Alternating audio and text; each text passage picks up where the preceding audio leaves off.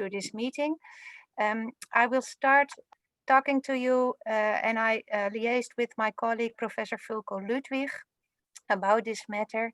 I'm working at Wageningen University and Research in a team on water and food and a bit on the intersection of water management, food security and adaptation to climate change. Can I have the next slide? What I like to talk to you about today is about the need for developing capacity in climate change based on the international developments, and then the link via kind of climate smart agriculture to how we can think about climate change and food security and what kind of capacities we need for that. Next slide, please. Well, everybody will be very much aware that we need to do something. We have the Paris Agreement in 2015 internationally, and in a way it's a kind of 5 to 12. The younger generation with Fridays for Future, people like Greta Thunberg also are making it very clear that some action is required, and not some, but huge. And so what kind of action are we going for based on which knowledge and are the capacities in place? I'm getting a signal that my microphone is muted. Is that still the case? We can hear you well. Okay, then I can just continue. Sorry. So what kind of action will we take?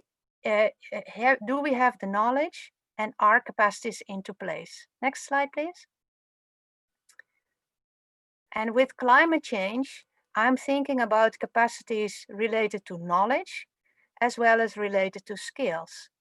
And then again, we need kind of knowledge on the climate science, like how is the temperature changing, but also we need to think about the impacts. What does that mean for agriculture then, for instance?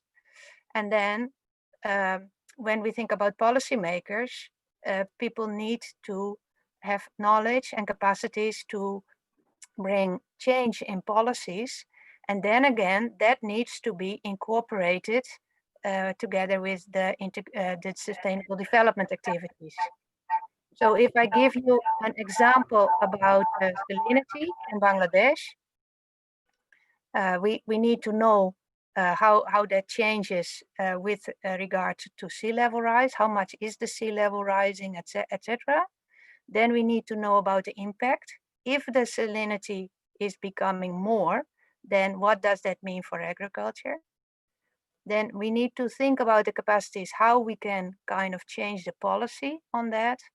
And then actually, salinity intrusion in Bangladesh is not only related to sea level rise, it is also and mainly related to reduced upstream discharge in the rivers. So there is a kind of interconnection between the two, and that we need to understand in all its detail. So basically there are different levels of capacities, different skills required. I tried to list that here a bit, but so it's a kind of very wide field where we need action, and different people are taking different action. So you kind of also need to map it, what is happening where, and how do we work on it together. It's not a matter of 1 or 2 courses and then you are there. You need a whole kind of society to change. And with regard to the example of Bangladesh that I just gave, that's what you also see happening there, that a lot of people are already aware of how that something is changing, but exactly what is changing and how it's changing and what they then need to do about that, that's in a way the difficulty to move forward. Can I have the next slide, please? So then, making that link towards agriculture, I want to give you the example of the OKP program REXA that is currently ongoing with Potawakali Science and Technology University. We are working together on the concept of climate smart agriculture. And the concept itself is already a kind of entry point for the discussion, because what does that exactly mean, climate smart agriculture? Everybody likes to use smart, and the word smart in a way suggests as if it has to do with IT.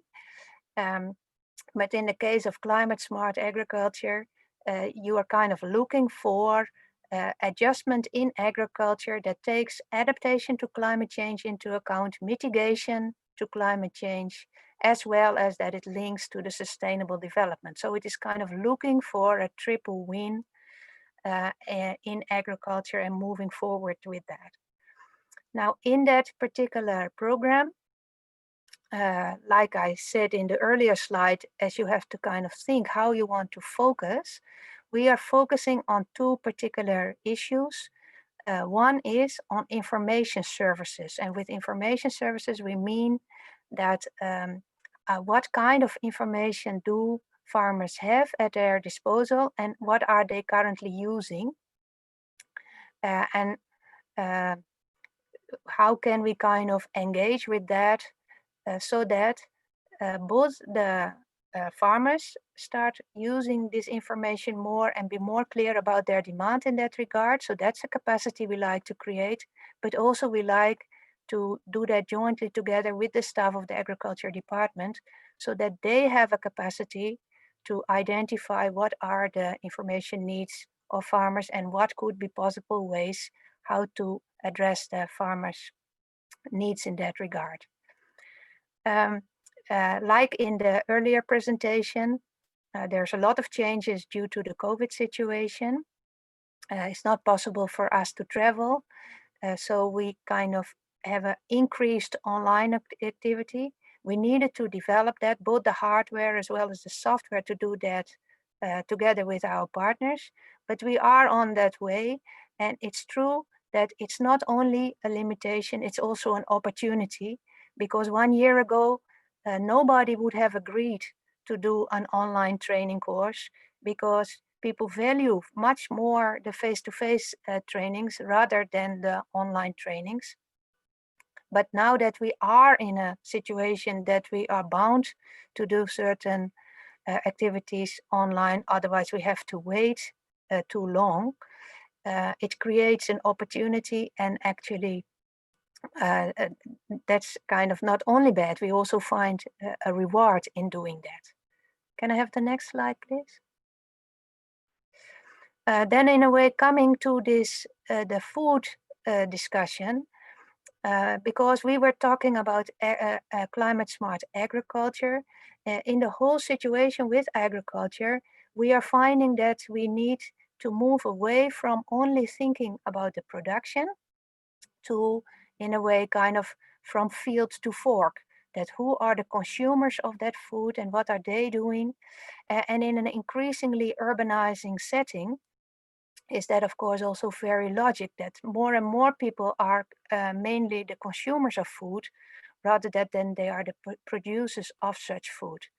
And when thinking about climate change and how to link with that changing vision of on agriculture production and food, I want to share with you a kind of schematic representation of the food systems approach. And in this figure, what you see is in the middle, you see the kind of economic drivers and the environmental drivers of that food system. And you see the food system itself, which in a way encompasses all the activities from producing food up to the consumption of the food. Socioeconomic drivers are, for instance, the market mechanism, the information structures, those kind of activities, while environmental drivers are, for instance, climate change, but also the existing soil and water conditions, etc. And so these three together, in a way, create a certain kind of outcome for a food system. So if producing rice is the main activity, what you do, then in a way, how does that contribute to safe and healthy diets? How does that contribute to inclusiveness and equal benefits? How does that contribute to sustainability and resilience?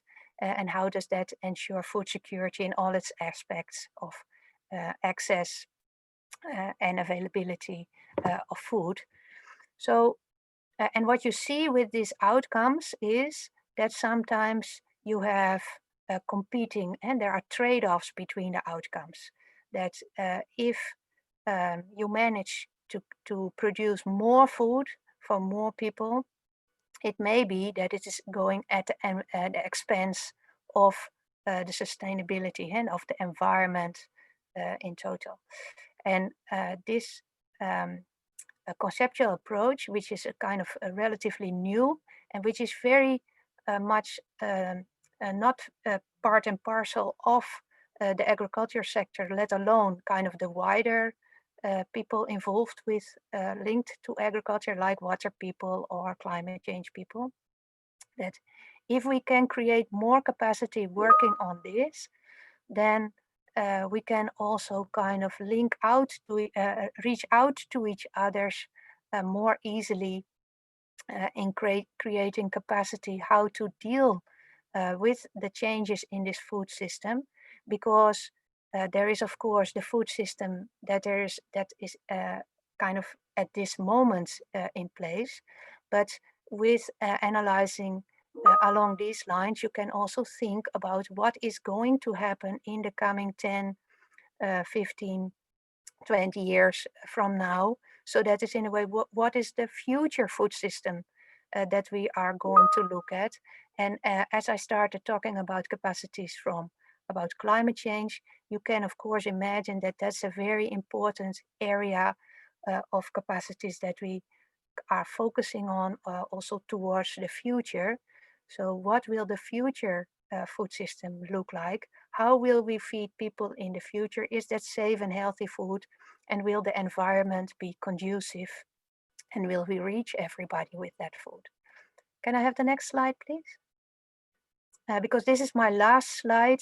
And in a way, I'm kind of reflecting back in this link with the climate change capacities, that we kind of need capacities on climate science, but we also need kind of capacities related to impact. And what I just mentioned with regards to the food system, so how we can kind of bring the future food system in the picture and have people who can think through about that also towards the future. And we need to kind of translate that to policy, and we need to integrate it with the sustainable development activities. And my experience is that it's not a matter that you are kind of working one by one on all these different capacities, but that within the programs that you work on, you try to work in parallel tracks and create interlinkages. What it means that if you have a training course with policymakers, that you also try to link with the people you have been training, the scientists, for instance, so that they can also exchange with each other their newly developed capacities and insights. So this in brief is what I liked to share with you. Thank you very much.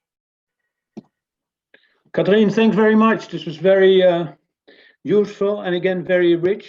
Before I give the floor to Hashi, I would like to use the opportunity, because I'm sitting in this chair, to make a little bridge to from digitalization to climate, food and nutrition. It concerns farmers' data. How do you see at Wageningen the opportunity to use digitalization to improve the productivity of the agricultural systems? I mean, and what is necessary in relation to capacity development? This is your question to me, right? Yes, question to you. Okay, no. The digitalization gives the opportunity to reach out also in this situation of COVID. And beside the capacity, you need also a kind of certain amount of hardware to be able to reach to people. If people don't have phones, if there are no networks, then you will not reach there. We do see that this is coming. And for instance, in a situation like in Bangladesh, where we expected that not many farmers were having smartphones, and we were working on an app to reach people, actually we found that more smartphones are available than we thought.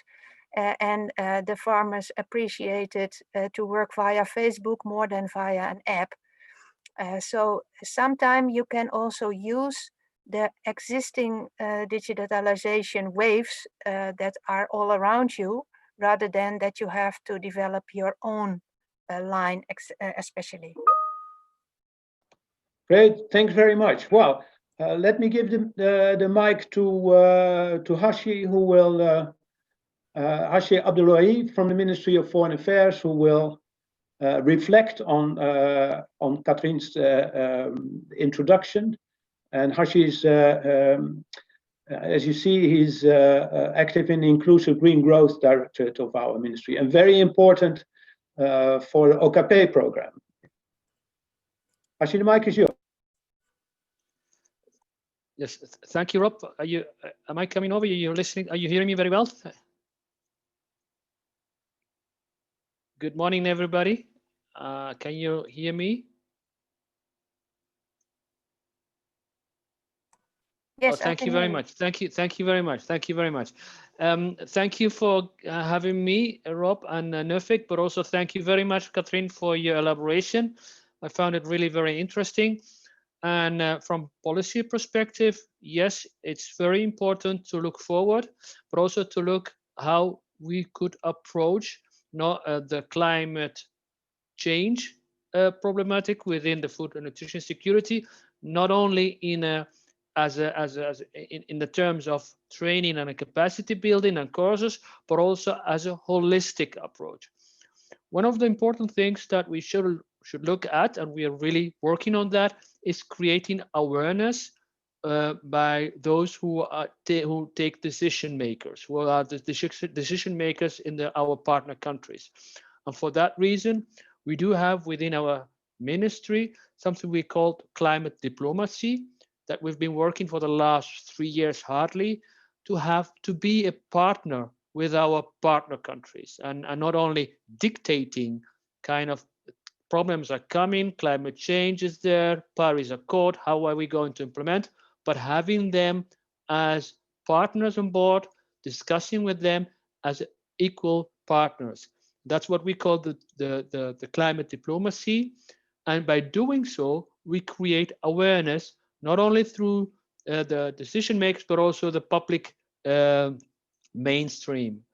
The other thing which is also very important is the linkage with the knowledge community and science community in our partner countries.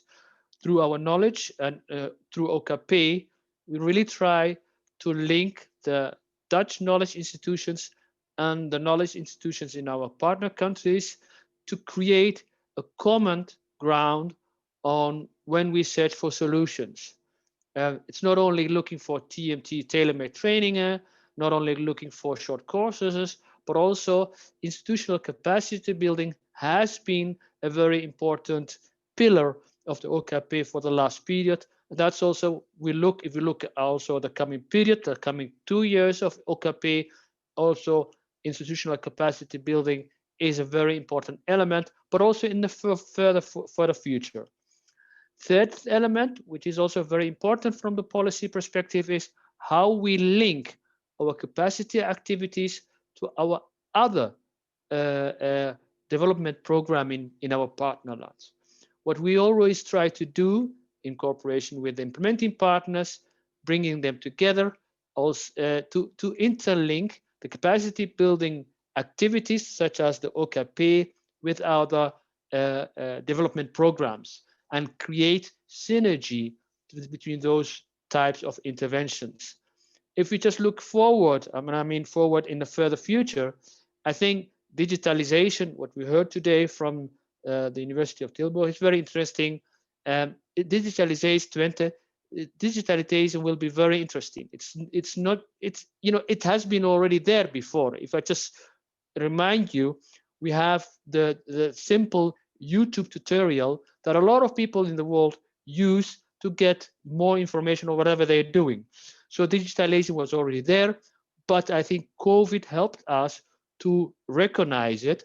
And I think it will be a very important tool, one of the tools that will be helping us to bring inclusion in knowledge and innovation, knowledge transfer to our partner countries. Those are the things I would rather react on this, and we'll look forward to your comments. Thank you. Thank you very much, Hashi. I think this is very useful input also for our next poll, which gives you a choice. What would you consider the biggest challenge in combating climate change? When we look at it, of course, from the education and capacity building perspective, is it a question, are you waiting for a translation to policy? I mean, from theory to policy, or is it in general? Do we need more sustainable partnerships? And this is a nice one. Do we have enough patience? Do we work on a longer term than maybe a political cycle of 4 years? Or is the problem not enough capacity on the ground? Quite a choice, because they're all different elements, but we are curious to know your feelings about this, and of course your experience and richness. Go ahead. I think long-term planning is a very important issue in knowledge and cooperation. I mean, if we just look at programs that are only for 1 year or 2 years, are very short. If you really like to have more votes, I understand. This is a chance to opportunity to frame a program, to have influence on maybe a future program. So don't be too shy.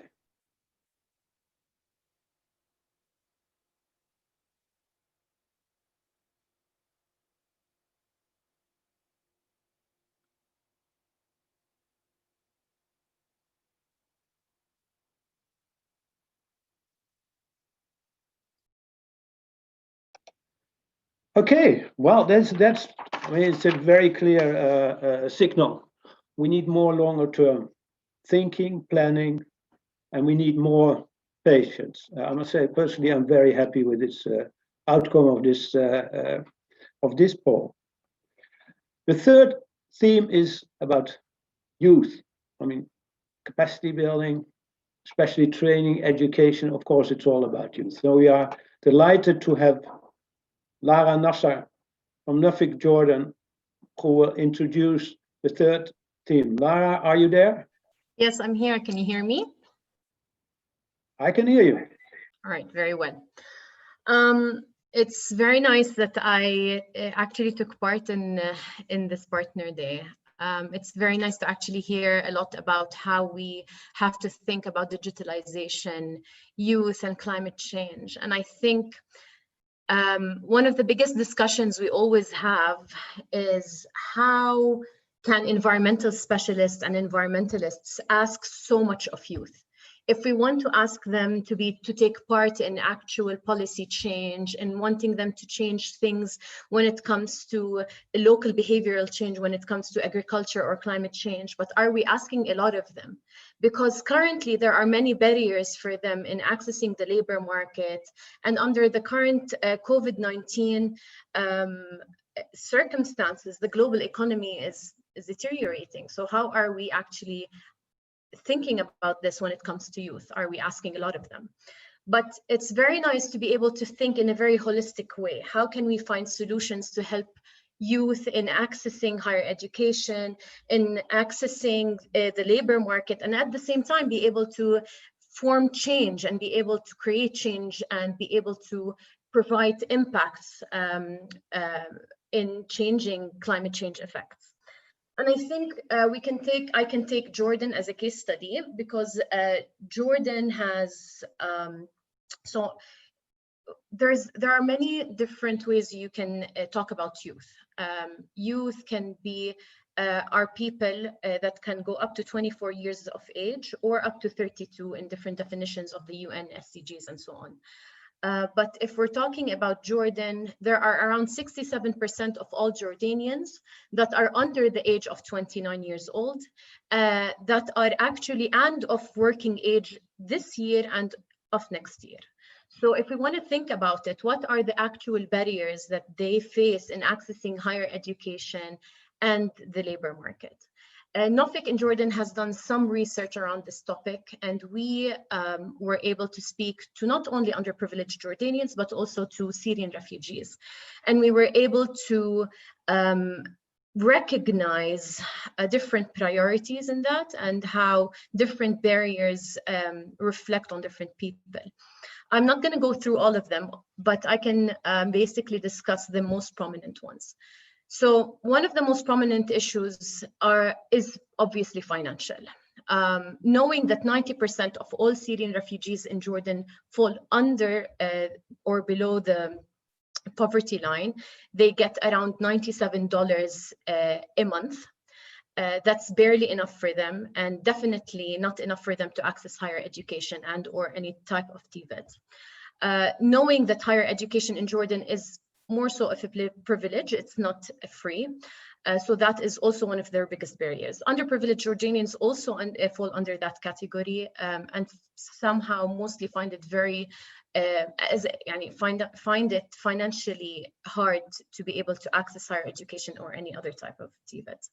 Knowing that unemployment is also at an all-time high at the moment with COVID-19, even if they do get certain scholarships, they also find it hard to be able to finish or to complete their higher education and or their any type of education. There are different numerous challenges in that, but a lot of it fall under the financial burdens that come through their scholarships, whether it be internet under current circumstances, equipment like laptops and so on, and or transportation needed to get there. There are other burdens that also face Syrian refugees and underprivileged Jordanians in accessing the labor market. And one of them is language and skill development. A lot of the students we have spoken to have told us that most and every employer will always ask for English. And that was a major barrier for them because a lot of them don't have enough language and or communication or soft skills to be able to get an employment opportunity, and that was one of the major barriers. Another major barrier is for at least Syrian refugees in Jordan and or any other foreign person are employment regulations. Employment regulations in Jordan are very stringent.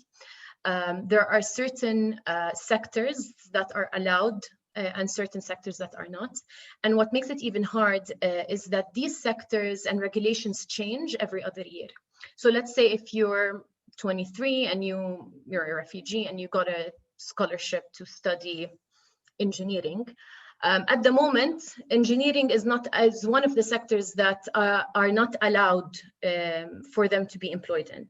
So that basically means that they shouldn't be able to go into that field in the first place. But regulations might change. And that also provides a big barrier for them because they don't have enough counseling and they don't really know what to do when they do want to go into higher education. Another thing that we also found out was there's a huge cultural misconception about TVET certificates and diplomas.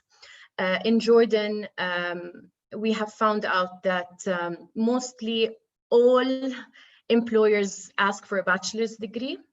So that basically pushes families to want to push their kids to go for a bachelor's degree, even though the market does not actually have enough space for that specific sector. And therefore they don't understand the value of TVET in general. which is a shame because research has basically proven that they might actually get a better job and a better paying job quicker if they go through different types of higher education and or TVET. This also falls under the whole idea of that there's a big gap between higher education and the labor market. There isn't enough data in Jordan and or I think in the Middle East at least that talks about what is really needed currently right now for the labor markets. So there's a big gap between skills needed and what is actually given in higher education and or the opportunities that are open. And I think this is one of the major issues that everybody is trying to work on right now. Donors, different donors are actually kind of also pushing for different methods of employment that also include home-based businesses, entrepreneur and freelancing opportunities for underprivileged people and refugees, because that also doesn't really abide by the full-time employment opportunities or regulations. So it makes it a bit easier for them and faster for them to get a job.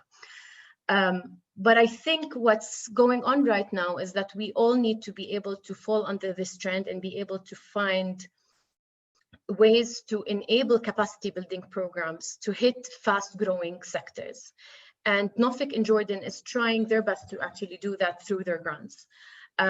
We have been trying to target fast-growing sectors like ICT and green growth. And I think this is one of the nicest things that we're talking about right now, is how can we further push people to be able to capacitate youth in specific skills that are needed in green growth and climate change, for example.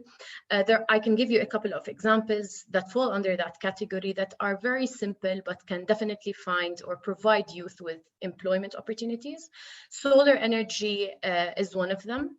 There are many small organizations in Jordan working on training people on the specific skills needed to clean solar panels in solar panel farms and basically work on the technologies and machinery that clean certain solar panels. That doesn't really need a BS to do that. You can definitely train people and they can become very skilled and get an employment opportunity very fast. Another thing is agriculture in Jordan. We were just talking about climate smart agriculture. A lot of skill is actually needed, and I definitely think that if we capacitate certain youth in those sectors, we can definitely make change. Other issues or skills can fall under waste management, sanitation, and water skills, and I can go on and on. But I think the nice thing about this is that if we all work together to be able to push capacity development to target the right sectors and target youth and be able to fill these gaps and be able to think about how we can lower or alleviate these bottlenecks in them accessing higher education in the labor market, we can create change even in the environmental sector. Lara, thanks very much. This is very interesting, let's say, tour d'horizon, I would say, from the MENA region, which the Middle East and North Africa has been a regional priority for Dutch Development Corporation.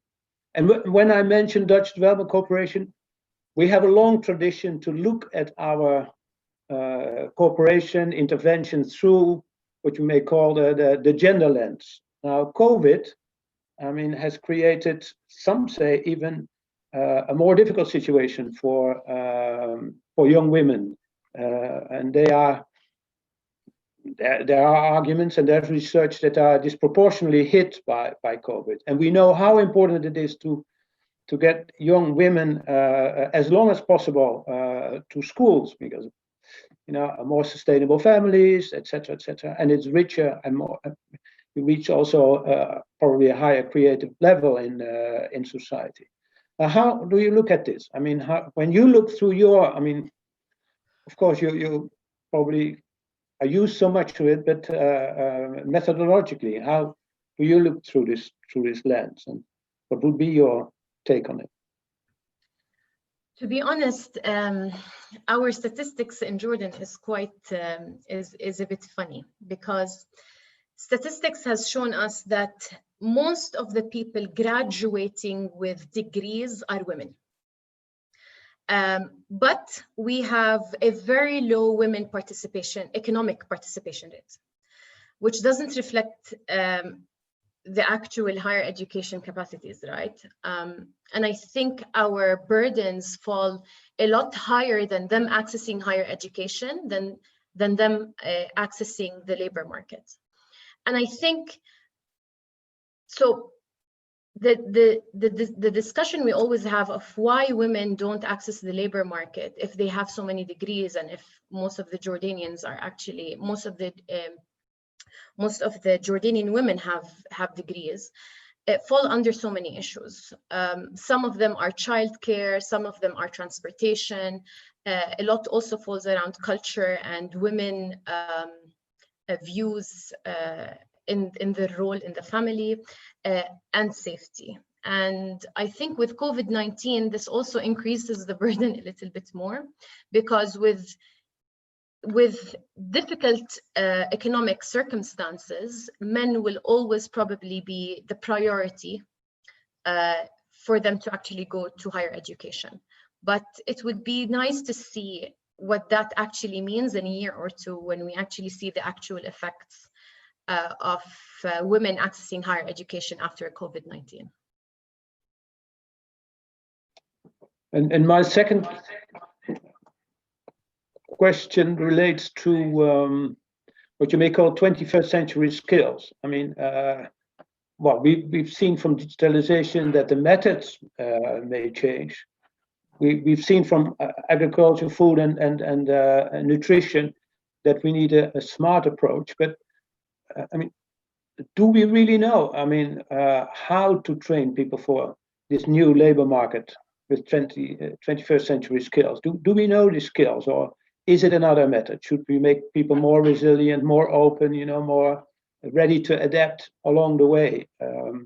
What is your take on this, and how do you see that in the Middle East? To be honest, there isn't enough research going on to be able to allow practitioners like myself and other people to be able to know exactly what type of skills are needed right now, and especially with COVID-19, because the whole sector and economy is changing. So for example, Syrian refugees are allowed to work in specific sectors, right? But this year, these specific sectors like hospitality, for example, and retail are actually failing, and a lot of people who actually already had a job are now losing it. So how are we going to push people to go into that sector and capacitate them in this sector if the current circumstances do not allow them to actually find a job after that? And I think there's a lot of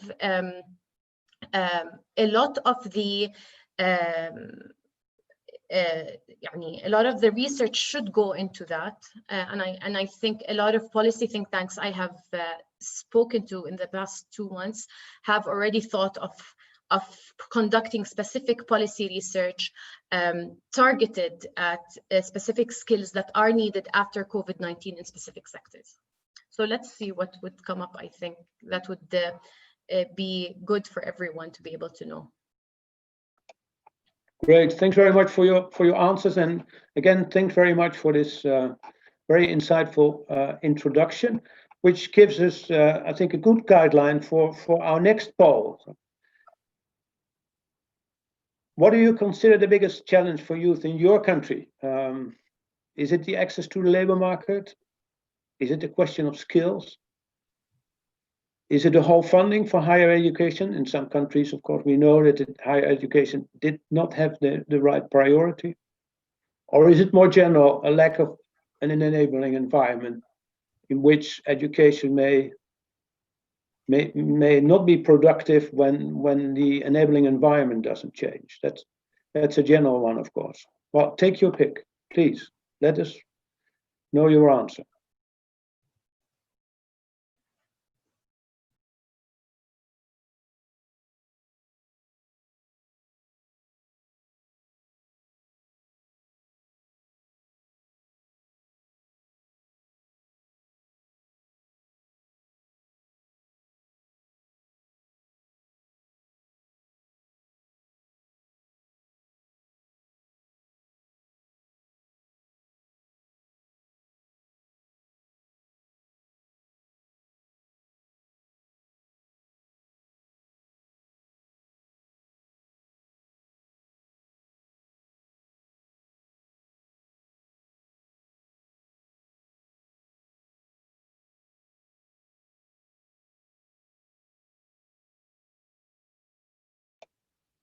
Well, this clearly is more evenly divided, although the access to the labor market is the front runner in this poll, and that's of course a very important one. Recently, I read a study that academics in Africa, sub-Saharan Africa, it takes them 4 or 5 years before they get, let's say, a decent job in the formal sector. So they have to wait 4 or 5 years because they, after their investment and the perseverance to get a degree. So something definitely is wrong there. And of course, it's not only in the academic world; it's also in Tibet and other levels of education. After hearing the 3 introductions and some polling work, we want you to place an X.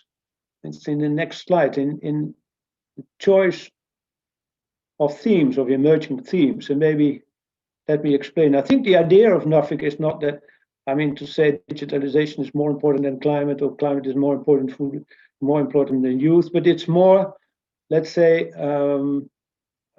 finding where you think in the future, let's say maybe an area has been not neglected, but hadn't had the right emphasis.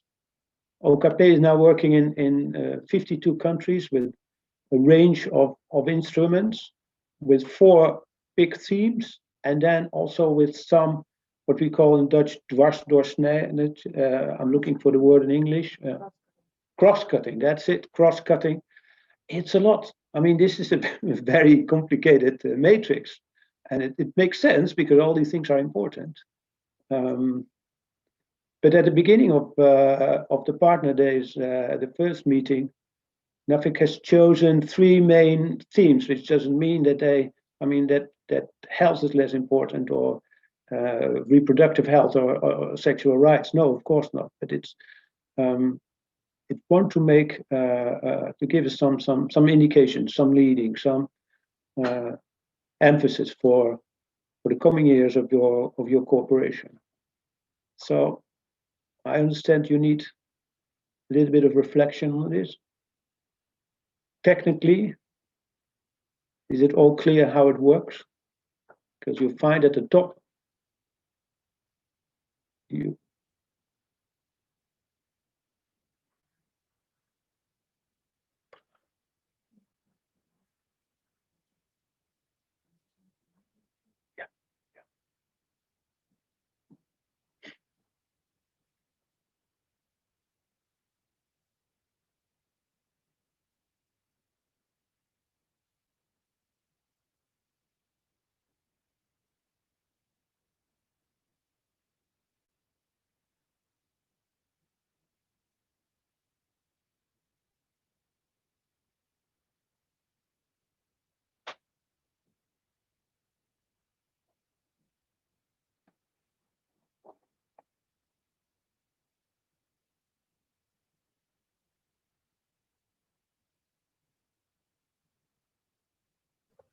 Rob, if I may, I'm actually seeing a couple of comments in the chat.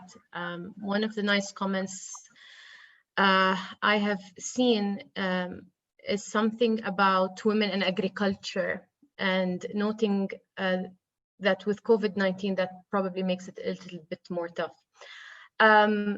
If I can maybe say a few words about that, I think women are one of the biggest supporters or people who work in agriculture in Jordan, at least, and in the Middle East, I'm sure.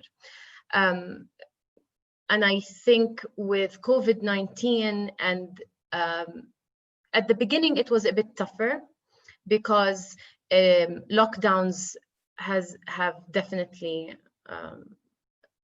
didn't allow anyone to actually work. But I think now with different laws and regulations during COVID, it has probably not been a lot of change for them during COVID-19. I saw another comment about culture and how parents wouldn't want to push their kids to develop their talents due to traditional views and job misconception due to corruption. This is a big thing that has obviously been going on in the Middle East for quite a long time. But I must say the cultural issue was one of the top things we've had in most of our roundtables discussions and our discussions with students. I think their feelings to not want to develop their talent are not only due to job discrimination and or to corruption in general, but are also targeted on the way people view certificates and diplomas. And I think that is a big thing that we have to work on in Jordan, how we conceive people and perceive people with diplomas and certificates and whether they actually find a job or not. We actually have to work with the private sector because the private sectors and employers mostly always ask for a bachelor's degree.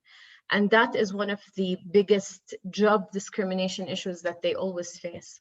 How are they going to be able to find a job if we sell them that TVET is going to get them a better job, but in reality they don't? How can we bridge that? Thank you. Thank you very much, Lara. Is Hashi still there? Because I have a question for him in relation to the long-term planning, because in regards to, let's say, to one of the polls, one of the last polls, long-term planning was clearly mentioned as one of the let's say as one of the priorities. But I know from my own experience how difficult it is in the political cycle of 4 years to aim at programs of 10 years or more. But sometimes you can do it, it's doable, and let's face it, nothing is in this game already for a long time. So I'm interested to hear his views on this.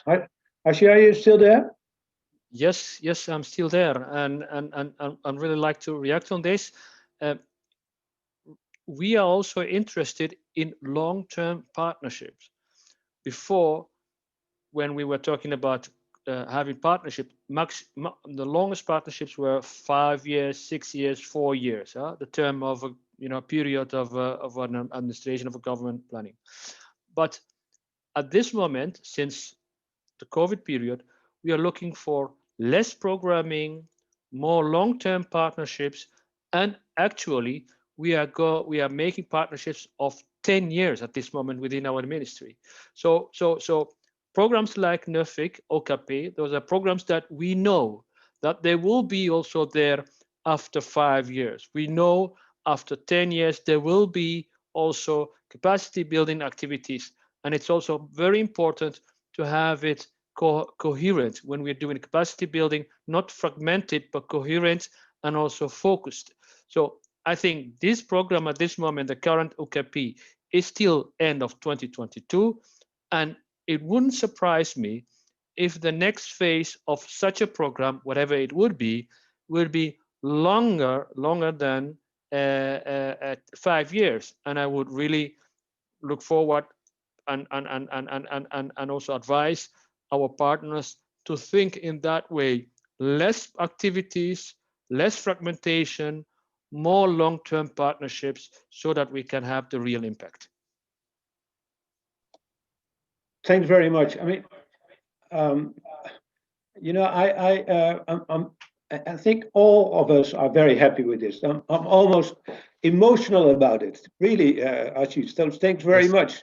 And you relieve me from the burden to make a summary and to say a farewell speech, because I think this is much better than the moderator could have invented.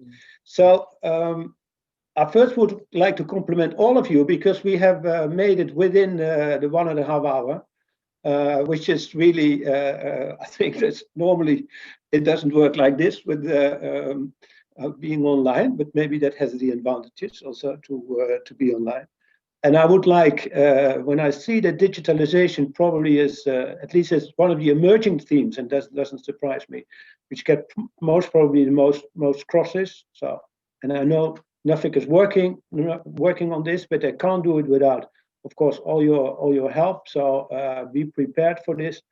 And let me then finally thank Tom, Lauren, Justin, Blandford, Catherine, Terwischa, Hashi, and Lara for their fantastic introductions, which were very stimulating.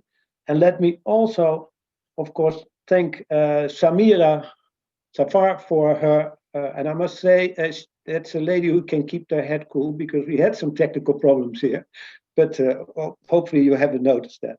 So Samira, thanks very much. Nuffic, thanks very much. Let this be a good start for the partner days, and hopefully we'll meet again, and hopefully physically we can see each other also one day. Thank you.